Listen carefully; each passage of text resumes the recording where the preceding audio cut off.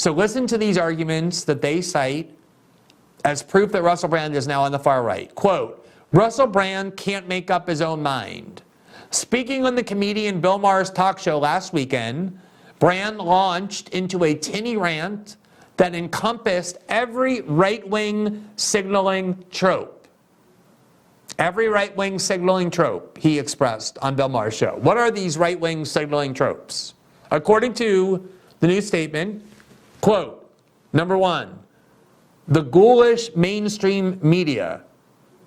So if you dislike the mainstream media, if you don't trust them, if you think they're corrupt, the corporate media, you are now expressing a right-wing trope that the media, the corporate media, is bad. The next one, quote, the dishonest and untrustworthy pharmaceutical industry. If you distrust or harbor suspicion of Big Pharma, Pfizer, and the rest, that is now proof that you are on the far right. You're spreading far right tropes. The next one, quote, the West's shameful treatment of Julian Assange and scarecrow American hero Edward Snowden. So if you believe that Edward Snowden and Julian Assange are heroic for having revealed secrets showing that the US security state committed war crimes and lied to the public and spied on them en masse with no warrants, and if you oppose the persecution of those two whistleblowers and journalists, in the case of Julian Assange, that too means that you're somehow now on the far right. If you like Edward Snowden and Julian Assange and oppose their imprisonment by the West, you're now on the far right. And the last one was, quote, the COVID drug ivermectin. In other words, if you question the pronouncements of these same health authorities that we just showed you systemically, deliberately lied to the public, you're also now on the far right. No distrusting health officials, no protecting whistleblowers who expose the crimes of the security state, no distrusting Big Pharma, and most of all, no suspicion of the corporate media. Anything that you do that expresses those views, according to this new Statesman article, places you on the far right. These are far right tropes. Even though the article acknowledges, quote, he then pivoted leftward and rounded off his angry sermon with an endorsement for Bernie Sanders. That's exactly right. Russell Brand continues and always has supported Bernie Sanders and Jeremy Corbyn.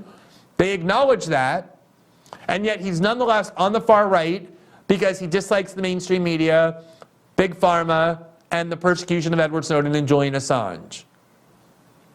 Let me look at one more part of this article, because actually we're going to look at two more.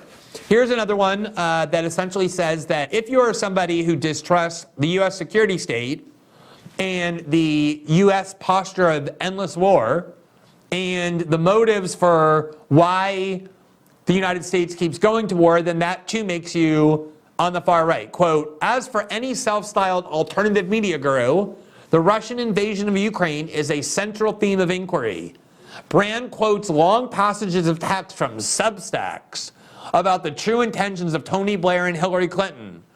He suggests it is a proxy war fought with the ultimate ambition of privatizing Ukraine. When he shouts about the military-industrial complex intentionally generating a state of perpetual crisis, he means it. Brand is not just paranoid about intervention, he's actively conspiratorial about it. So if you are now somebody who opposes or questions the motives of Western wars, if you think that maybe there's an economic motive to why the U.S. continually finds reasons to fuel wars and to purchase large amounts of armaments, the way every single person on the left in 2002 was claiming about Dick Cheney's reason to go to war in Iraq, that it would help Halliburton. If you now are somebody who thinks there's a military-industrial complex that generates perpetual war in order to satisfy economic motives, or are suspicious about the reasons they're giving, if you don't really believe that they're fighting wars to safeguard democracy and vanquish authoritarianism, then now you too are on the far right. That places you on the far right. That's another view that, if you believe, means you're a fascist. Now, that then concludes, let's look at this last one here. It says, whatever it is, Brand has internalized assumptions generated by a brand of heterodox American, Joe Rogan, Glenn Greenwald, Tucker Carlson. These are the people who have manipulated Russell Brand, have lured him out of leftism and convinced him to become a far rightist like us, myself, Joe Rogan, and Tucker Carlson, even while he clings to a veneer of old-fashioned British socialism.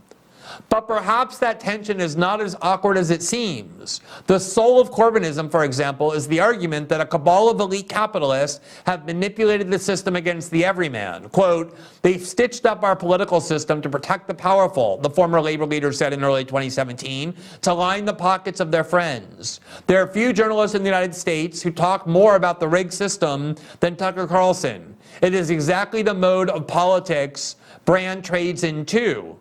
And then here's the key revelation that they stumble into. Perhaps the two movements are not as uneasy bedfellows as they appear. In other words, perhaps the way to look at this is not left versus right anymore, or Republican versus Democrat, but instead people who trust global institutions of authority, the Pentagon, the US security state, Big Pharma, the military-industrial complex, the CIA, versus people who distrust those institutions.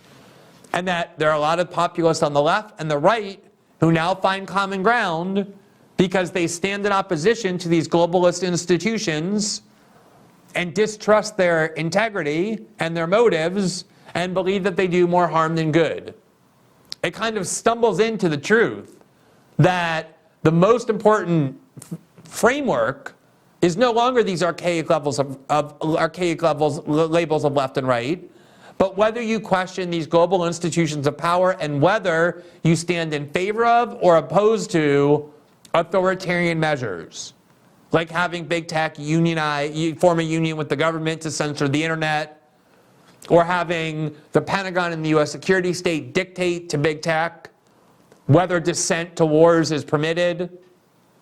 I agree that that is the much more relevant framework now that this article inadvertently stumbles into. But of course it can't concede that, because like most traditional media outlets, this magazine only understands the world through these very labels of left versus right, Labor versus Tory, Democrat versus Republican. And so they need to cling on to this. And so they end with this smearing of Brand's reputation, this kind of very lazy way to try and discredit him. Quote, but one thing is abundantly clear, Brand is fighting the American culture wars from a shed in Oxfordshire. His demand to be taken seriously is a rather weak one. It's like a very just lazy way to conclude the article, after essentially acknowledging that there's good reason why people like Russell Brand now have a lot in common with right-wing populists. Because people on the left and right have come to the same conclusion about these gigantic institutions of authority, that they're corrupt and should be opposed.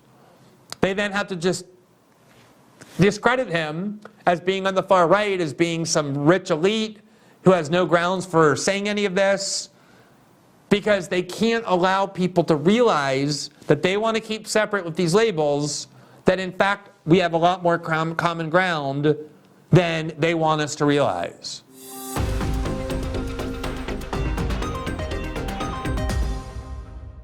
Thanks for watching this clip from System Update. Catch our full shows for free, live weekdays at 7 p.m. Eastern on Rumble, and join our locals community at greenwald.locals.com for all of my written journalism, exclusive after-show Q&As, and more.